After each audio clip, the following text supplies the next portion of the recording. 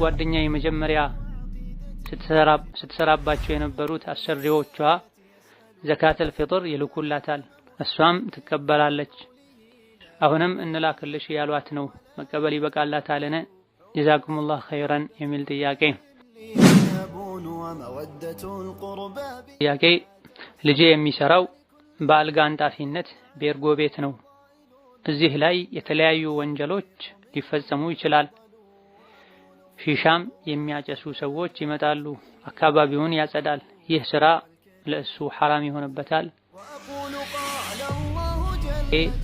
ሐይድ ረመዳን የመጀመሪያዎቹ ቀናት ላይ ለ8 ቀን ያህል ነበረ። እንዲሁም መጨረሻ ረመዳን ላይ መጥቶ የጾምኩት 18 ቀን ብቻ ነበር። የእኔ ዓዳ ነው። ከሸዋል 6 ቀን ለመጾም ብፈልግም መጀመሪያ ቀዷውን ማውጣት ስላለብኝ የሸዋልን 6 ቀን አጅር ማግኘት አልችልም። ምን ማድረግ አለብኝ? በሌላ በኩል እናታችን አይሻ ቀዷዋን የምታወጣው በሻዕባን ነው ተብሏል። ይህስ እንዴት ነው? ረመዳን ቀዷ ያለባት ከሸዋል 6 ቀን የምትጾመው ግልጽ አልሆነልኝም፣ ያብራሩልኝ የሚል ጥያቄ።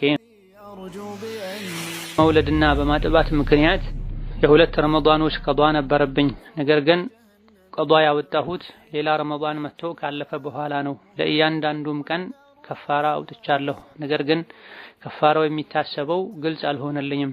ሌላ ረመዳን መጥቶ በማለፉ የከፋራው መጠን ይጨምራል ወይስ በዚያው ሂሳብ ነው የሚታሰበው? ያብራሩልኝ ጀዛኩሙላህ ኸይር የሚል ጥያቄ።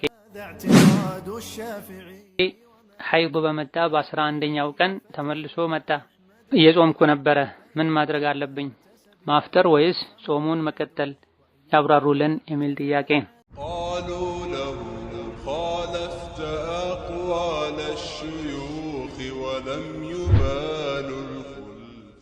السلام عليكم ورحمة الله وبركاته. الحمد لله والصلاة والسلام على خير خلق الله محمد بن عبد الله وعلى آله وأصحابه ومن والاه. اللهم لا علم لنا إلا ما علمتنا إنك أنت العليم الحكيم. يا معلم آدم وإبراهيم علمنا ويا مفهم سليمان فهمنا. وأعوذ بك اللهم أن أقول فيك ما ليس لي به علم فأضل وأضل. أما بعد، ዛሬ ከምናያቸው ጥያቄዎች የመጀመሪያው ስሁር የተመገበ ያለ ሰው ፈጅር ቢወጣበት አፉ ውስጥ ያለውን ከዋጠ ጾሙ ይበላሻልም አይበላሽምም የሚል ሰምቼ ነው፣ ቢያብራሩልኝ የሚል ጥያቄ ነው። አላህ ተባረከ ወተዓላ የጾም ሰዓትን መነሻና ማብቂያውንም ቁርአን ላይ ገልጿል። ነቢያችንም አለይሂ ሰላቱ ወሰላም ጾም የሚጀምርበትና የሚያበቃበትን ጊዜም በሐዲታቸው ተናግረዋል። የፈጅር አዛን የጾም ጊዜ መጀመሩን የሚያሳውቅ፣ የመግሪብ አዛን ደግሞ የጾም ጊዜ መጠናቀቁን የሚያሳውቅ ምልክት ነው። ወኩሉ ወሽረቡ ሐታ የተበየነ ለኩሙል ኸይጡል አብየዱ ሚነል ኸይጢል አስወዲ ሚነል ፈጅር ثم أتموا الصيام إلى الليل ብሏል አላህ ተባረከ ወተዓላ። ጎህ እስኪቀድ ድረስ የሌሊት ጨለማ ተወግዶ የንጋቱ ብርሃን መምጣት እስኪጀምር ድረስ ጎህ እስኪቀድ ድረስ ብሉ ጠጡ። ከዛ በኋላም እስኪመሽና ፀሐይ እስክትጠልቅ ድረስ ጾማችሁ ላይ ቀጥሉ ብላ ሙአዚኑ አዛን ያለው ትክክለኛ ወቅቱን ጠብቆ ልክ ጎህ እንደቀደደ ከሆነ አፍ ላይ ያለውን መጥፋት፣ እጅ ላይ ያለውን መልሶ ማስቀመጥ ግዴታ ይሆናል። ሙአዚኑ አዛን ያለው ምናልባት ለጥንቃቄ ብሎ ሰከንዶችን ደቂቃዎችን አስቀድሞ ከሆነ ይህ የሙአዚኑ ባህር የሚታወቅ ከሆነ እጅ ላይ ያለውን አፍ ላይ ያለውን ቢጎርሱ ችግር አይኖረው። አንዳንድ ሐዲሶች ላይ እጃችሁ ላይ የምግብ የመጠጥ ዕቃ ያለ አዛን ብትሰሙ የያዛችሁትን ጨርሱ ተብሏል በማለት አዛን ማለቱን እየሰሙ እያወቁ ዝም ብሎ መብላት እንደሚቻል የሚናገሩ ሰዎች አሉ። ጥያቄው ላይ እንደተባለው ይበላሻልም አይበላሽምም የሚል ሰምቼ ነው የሚለውም ይሄን ነው የሚያሳየው። አዎ እንደዚህ አይነት ሐዲስ አለ። ነገር ግን የፊቅህ የሐዲስ ሊቃውንት ይህ የሚባለው አዛን የሰማህ የያዝከውን ጨርስ የሚባለው ሙእዚኑ ትንሽ ቀደም ብሎ አዛን እንደሚል ከተረጋገጠ ነው። በወቅቱ አዛን እንደሚል ከታወቀ ከተረጋገጠ ግን አላህ ቁርአን ላይ ጎህ እስኪቀድ ድረስ ብሎ ነው ያለው። አዛን ጎህ የመቅደድ ምልክት ነው፣ ወዲያው መቆም አለበት ብለው ፈስረውታልና ትክክለኛውም ይሄ ነው። አዛን ከሰሙ በወቅቱ እንደሚልም እርግጠኛ ከሆኑ እጅ ላይ አፍ ላይ ያለውን መመለስ ግዴታ ይሆናል። ሌላኛው ጥያቄ ሐይድ ረመዳን የመጀመሪያዎቹ ቀናት ላይ ለ8 ቀን ያህል ነበረ። እንዲሁም መጨረሻ ረመዳን ላይ መጥቶ የጾምኩት 18 ቀን ብቻ ነበር። የእኔ ዓዳ ነው። ከሸዋል 6 ቀን ለመጾም ብፈልግም መጀመሪያ ቀዷውን ማውጣት ስላለብኝ የሸዋልን 6 ቀን አጅር ማግኘት አልችልም። ምን ማድረግ አለብኝ? በሌላ በኩል እናታችን አይሻ ቀዷዋን የምታወጣው በሻዕባን ነው ተብሏል። ይህስ እንዴት ነው? የረመዳን ቀዷ ያለባት ከሸዋል 6 ቀን የምትጾመው ግልጽ አልሆነልኝም፣ ያብራሩልኝ የሚል ጥያቄ ነው። ሴት ልጅ የወር አበባ ደም የወሊድ ደም ላይ ስትሆን መጾም አትችልም። በመሰረቱ የወር አበባ ደም በወር 1 ጊዜ ነው የሚታየው።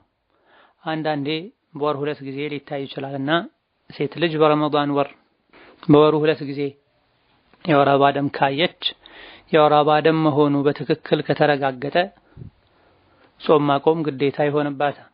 የሸዋልን ጾም በተመለከተ ነቢያችን ሰለላሁ ዐለይሂ ወሰለም ኢማም ሙስሊም ሌሎችም በዘገቡት ትክክለኛ ሐዲስ ላይ እንደተነገረው ረመዳንን የጾመ ከዛም ከሸዋል 6 ቀን የጨመረ ያስከተለ አመቱን ሙሉ እንደጾመ ይቆጠርለታል ብለዋል። ይሄ ለሁሉም ነው፣ ለወንድም ለሴትም። አመት ሙሉ የመጾምን ምንዳ ለማግኘት መጀመሪያ ረመዳንን ወሩን ሙሉ መጾም ወይም የረመዳን ወር ጾምን ማጠናቀቅ፣ ከዛ በኋላ በሸዋል ወር ውስጥ የመጀመሪያ ሳምንትም ይሁን የመሃል የመጨረሻ ሳምንት አከታትሎም ይሁን ያረፉ 6 ቀን መጾም አለበት። ረመዳንን የጾመ ከዛም ከሸዋል 6 ቀን ያስከተለ ነውና የተባለው ረመዳንን በጊዜው በመጾም ምንም አይነት ምክንያት ኖሮ ሳያቋርጡ አሊያ ደግሞ በጊዜው ቢያቋርጡም ሸዋል ላይ መጀመሪያ ቀዷ አውጥተው የሸዋል ወር ሳይጠናቀቅ 6 ቀን በወሩ ውስጥ 6 ቀን ከተጾመ አጅሩ ይገኛል። ይህ ካልተደረገ ሐዲሱ ላይ የተነገረው አመት ሙሉ የመጾም ምንዳ አይገኝም። ነገር ግን ሴቶች ሸዋል ላይ የወር አበባ ደማቸው መምጣት ምክንያት ካፈጠሩ ሸዋል ላይ የመጀመሪያ ስራቸው መሆን ያለበት የረመዳን ወር ላይ ያፈጠሯቸው ቀናቶችን ቀዷ ማውጣት፣ ከዛ በኋላ ወደ ሸዋል 6 ቀን ጾም መሄድ ነው የሚጠበቅባቸው። በህመም በጉዞ ምክንያትም ያፈጠረ ሰው ይሄን ማድረግ ነው የሚጠበቅበት። ነገር ግን ጥያቄው ላይ እንዳለው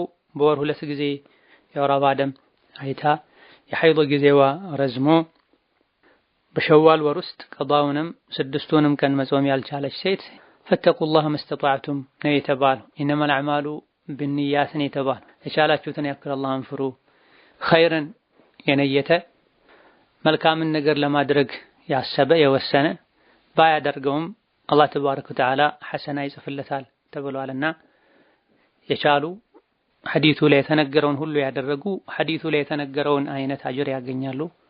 ሐዲሱ ላይ የተነገረውን መልካም ስራ ለመስራት ከመነየታቸው ከማቀዳቸው ጋር ያልቻሉ በንያቸው አላህ ተባረከ ወተዓላ መልካም ምንዳን ይሰጣቸዋል። ጥቂት የሚባሉ ሊቃውንት በበቂ ምክንያት ሸዋል ወር ላይ ቀዷውንም ሸዋልንም መጾም ያልቻለ ሰው ዙልቃዕዳ ላይ ከሸዋል ቀጥሎ ያለው ወር ላይ መጾም ይችላል የሚል፣ የሸዋልን 6 ቀን ከሸዋል ቀጥሎ ያለው ወር ላይም መጾም ይችላል የሚል አቋም ያላቸው አሉ። ነገር ግን ሐዲሱ ላይ በሸዋል ወር ውስጥ ከተጾመ ምንዳው እንደሚገኝ ነውና የሚያሳየው።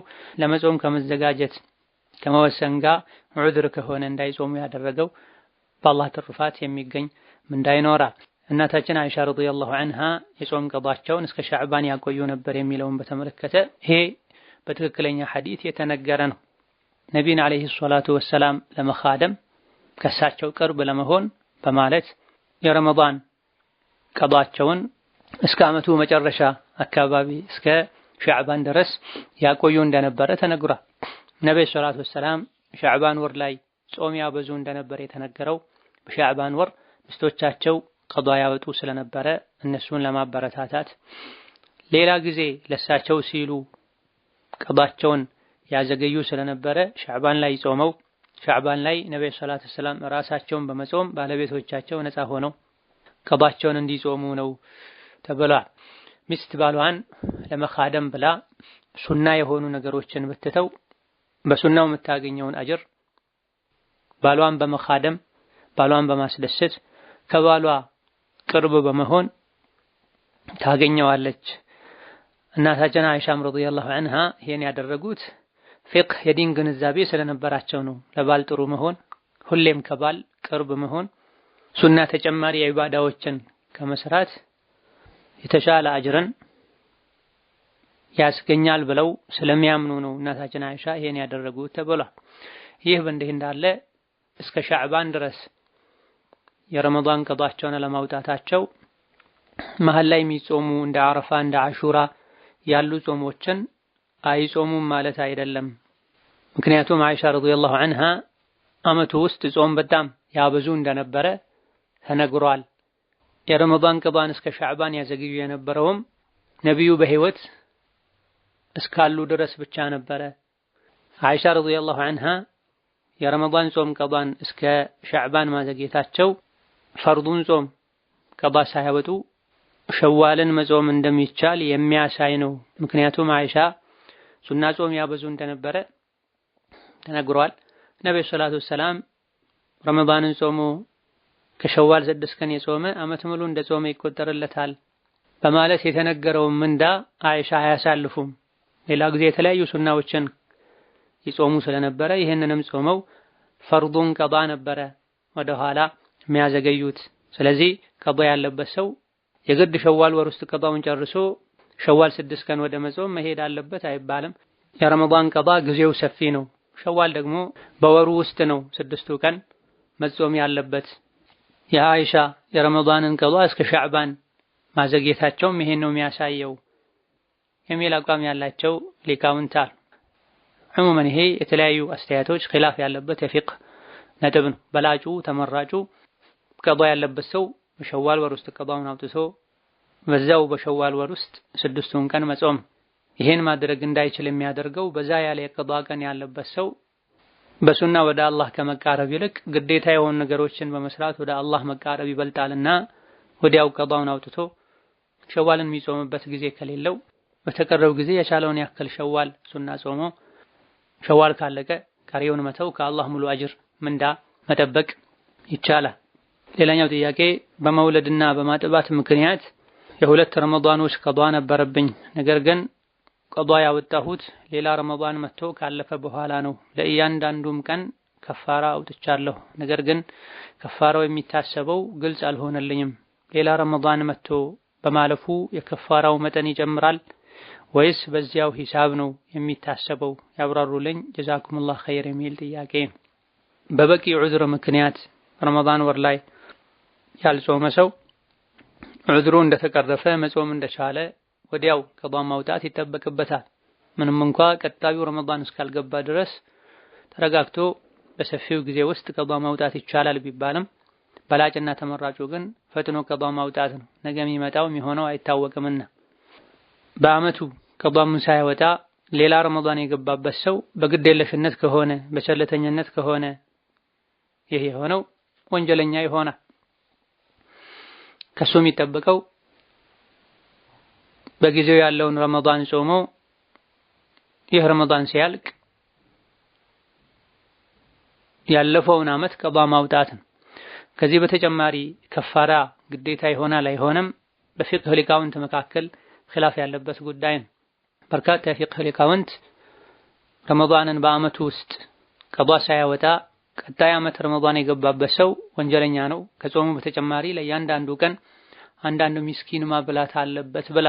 ከነዚህ ውስጥም የተወሰኑት ባዘገየው አመት ልክ ከፋራው እጥፍ መሆን አለበት። 1 አመት ከሆነ ያዘገየው ለእያንዳንዱ ቀን አንዳንድ ምስኪን፣ ይሄንን ጾም 2 አመት ካዘገየው ለ2 አመት ለእያንዳንዱ ቀን 2 ምስኪን፣ 3 አመትም ከዘገየ 3 ምስኪን ማብላት አለበት የሚል አቋም ያላቸው አሉ። ነገር ግን ከማስረጃ አንፃር ቁርአን ላይ ሐዲስ ላይ ከተነገረው አንፃር መረዳት እንደሚቻለው ከቀዷ ውጪ ሌላ ግዴታ የሚሆን ነገር የለም።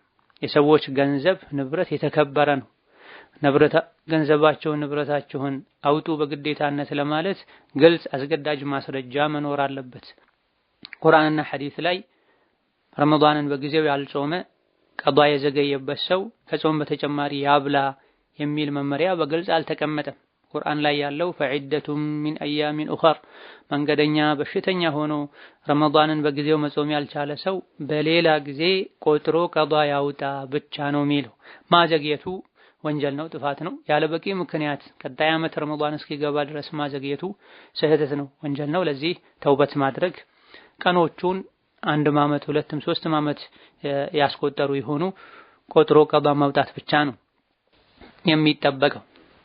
በግዴታነት ሳይሆን እጅግ በጣም በርካታ የፊቅህ ሊቃውንት መደረግ አለበት ስላሉ ሳይጾም ቀጣይ ዓመት የገባበት የረመዳን የቀዷ ቀን ጾሙ ብቻ አይበቃውም፣ አንዳንድ ምስኪን በቀኑ ልክ ምስኪን ማብላት ግዴታ ይሆናል የሚሉ በርካታ ሊቃውንት ስላሉ በመሰረቱ ሰደቃ ከአላህ ጋር ወደ አላህ ስለሚያቃርብ ወንጀልን ስለሚያራግፍ አቅም ያለው ሰው በበጎ ፈቃደኝነት ቢያደርገው ከጾም በተጨማሪ ቢያበላ ችግር አይኖርም። ግዴታ ነው አብሉ ካላበላችሁ የጾም ግዴታን አልተወጣችሁም፣ ቀዷችሁ አልተሟላም ለማለት የሚያስችል ግን በቂ የቁርአን የሐዲስ የሱሐባ ንግግር ማስረጃ የለም። ሌላው ጥያቄ ሐይድ በመጣ በ11ኛው ቀን ተመልሶ መጣ፣ እየጾምኩ ነበረ፣ ምን ማድረግ አለብኝ? ማፍጠር ወይስ ጾሙን መቀጠል ያብራሩልን የሚል ጥያቄ። የሚወርደው ደም ትክክለኛ የወር አበባ ደም ከሆነ ጾሙን ሶላቱን ማቆም ግዴታ ይሆናል። የሚወርደው ደም የወር አበባ ደም ካልሆነና ጊዜውም ካልሆነ የበሽታ ደም ነው ሊሆን የሚችለው፣ ሶላትም ይሁን ጾምን አይከለከልም። ሌላኛው ጥያቄ ልጄ የሚሰራው በአልጋ አንጣፊነት ቤርጎ ቤት ነው። እዚህ ላይ የተለያዩ ወንጀሎች ሊፈጸሙ ይችላል።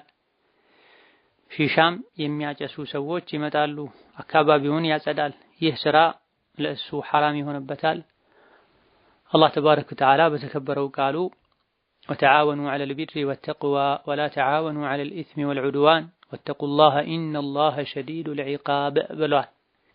በመልካም ስራ አላህ በሚወደው ነገር ላይ ተጋገዙ፣ ተባበሩ። በወንጀልና አላህ በሚጠላው ነገር የሸሪዓን ህግ በመጣስ ሰውን በመበደል ላይ ግን አትተባበሩ፣ አትተጋገዙ፣ አላህን ፍሩ፣ አላህ ቅጣቱ ብርቱ ነው ተብሏል። አልጋ ቤት ላይ የተለያዩ ወንጀሎች የሚሰሩ ከሆነ ሺሻም የሚጨስ ከሆነ እንዲህ አይነቱን ቦታ ለወንጀል ማዘጋጀት ይሄን ስራ አድርጎ መያዝ አይቻልምና ላለፈው ተውበት ማድረግ ለቀጣይ ስራ መቀየር ይጠበቅበታል።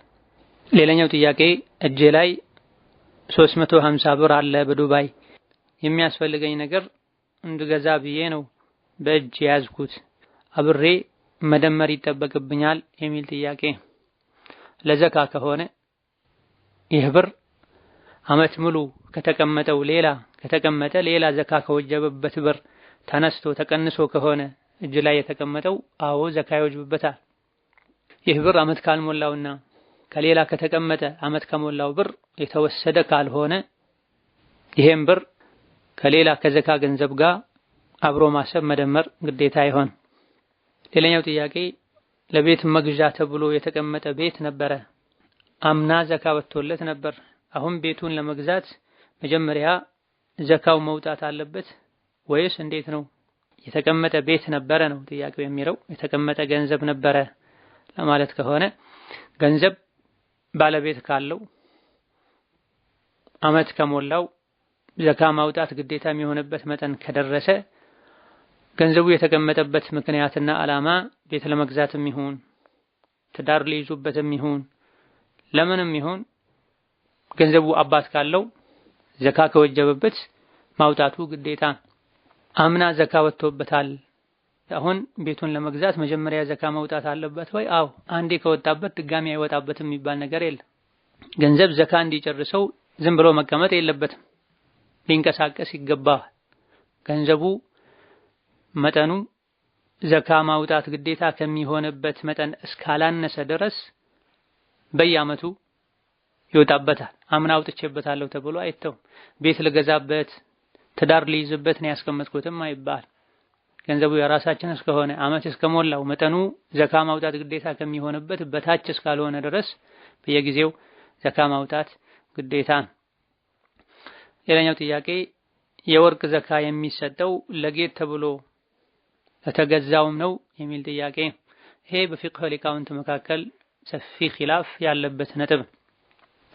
እጅግ በጣም በርካታ የፊቅህ ሊቃውንት ለጌጥ ከሆነ የተዘጋጀው የተገዛው ዘካ የለበትም የሚል አቋም አላቸው። ሌላ ተመሳሳይ ቁጥር ያላቸው በርካታ የፊቅህ ሊቃውንት ወርቅ እስከሆነና እስከተቀመጠ ድረስ ዘካ መውጣት አለበት የሚል አቋም አላቸው። ሁለቱም አስተያየቶች ተመሳሳይ ሊባሉ ተቀራራቢ ሊባሉ የሚችሉ ማስረጃዎች ነው ያሏቸው። በላጭና ተመራጩ ለጥንቃቄም ጭምር ሲባል ለጌጥም ቢሆን የተጣራ 24 ካራት የሆነ 85 ግራም እና ከዛ በላይ የጌጥ ወርቅ ያላት ሴት ዘካውን ማውጣቱ በላጭና የተሻለ ይሆናል። ሌላኛው ጥያቄ ጓደኛ የመጀመሪያ ስትሰራባቸው የነበሩት አሰሪዎቿ ዘካተል ፊጥር ይልኩላታል፣ እሷም ትቀበላለች። አሁንም እንላክልሽ ያሏት ነው፣ መቀበል ይበቃላታልን? ጀዛኩሙላህ ኸይረን የሚል ጥያቄ። እየሰራች የምታገኘው ገንዘብ የማይበቃት በመሆኑ ምክንያት ሚስኪን ናት፣ ፈቂር ደሃ ናት ብለው አስበው ከሆነ የሚያደርጉት እሷም በትክክል የምታገኘው ገንዘብ የማይበቃት ከሆነ ዘካተል ፊጥር መቀበል ትችላለች፣ ይበቃላታል። ወይም ደግሞ እነሱ ወክለዋት ለሷ እየሰጡ እሷ ለሌላ ምስኪን ከሆነ የምትሰጠው ይሄም ይቻላል፣ ችግር የለው። ነገር ግን እሷ በቂ አቅም ካላት የሚሰጧትም እንድትሰጥላቸው ወክለዋት ሳይሆን ለራሷ እንድትጠቀም ከሆነ ለነሱም ለሷ መስጠት አይፈቀድላትም፣ እሷም መቀበል አይፈቀድላትም። هذا والله تعالى أعلم። ለዛሬ በዚህ እናበቃለን። የተቀሩትን ሌላ ጊዜ እንመልሳለን። ወሰላሙ አለይኩም ወራህመቱላሂ ወበረካቱሁ።